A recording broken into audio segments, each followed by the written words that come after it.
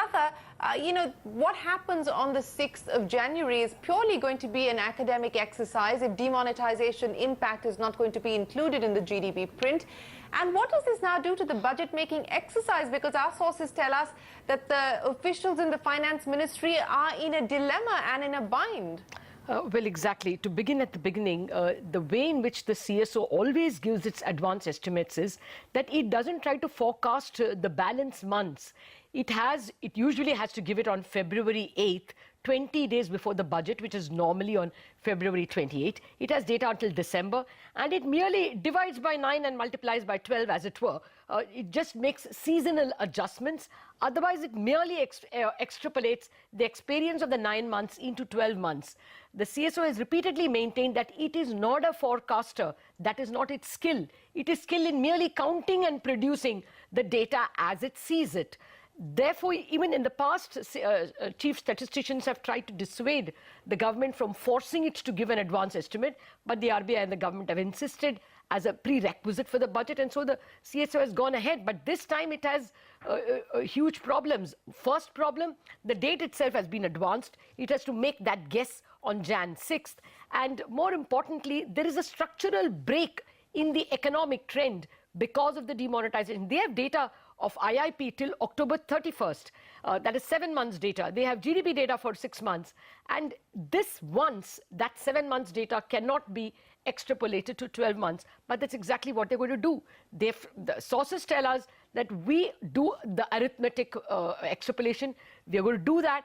And the press note will carry an explanatory note saying that we have not tried to find out the impact of demonetization and extrapolate it. In fact, maybe we should hear Dr. Pranab Sen explain that. The fact of the matter is that even if he had 1 more month on hand, the situation would be just as awkward.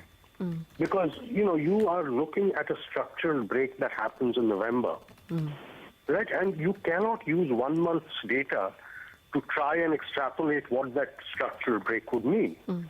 So I'm not sure that getting it advanced by a month makes it significantly any worse. Well, so that's the former chief statistician talking about the awkward position that the current CSO finds himself in. But Latha, as I was asking you, this is really turned into a dilemma in North Block as well, with the, officials trying to figure out how this will impact the budget-making assumptions, the budget-making exercise. Where do we go from here?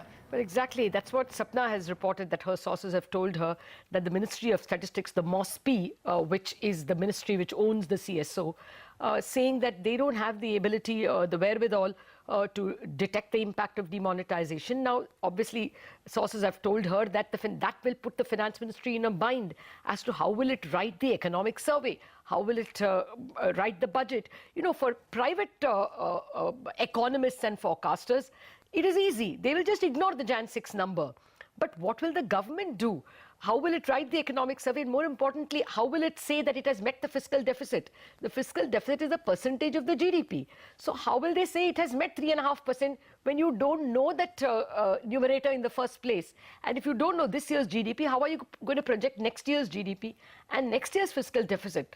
Problems here. Well, that is certainly the problem that the finance ministry finds itself in, but I'm sure some sort of a solution will perhaps be worked out and is perhaps being thought of as we speak.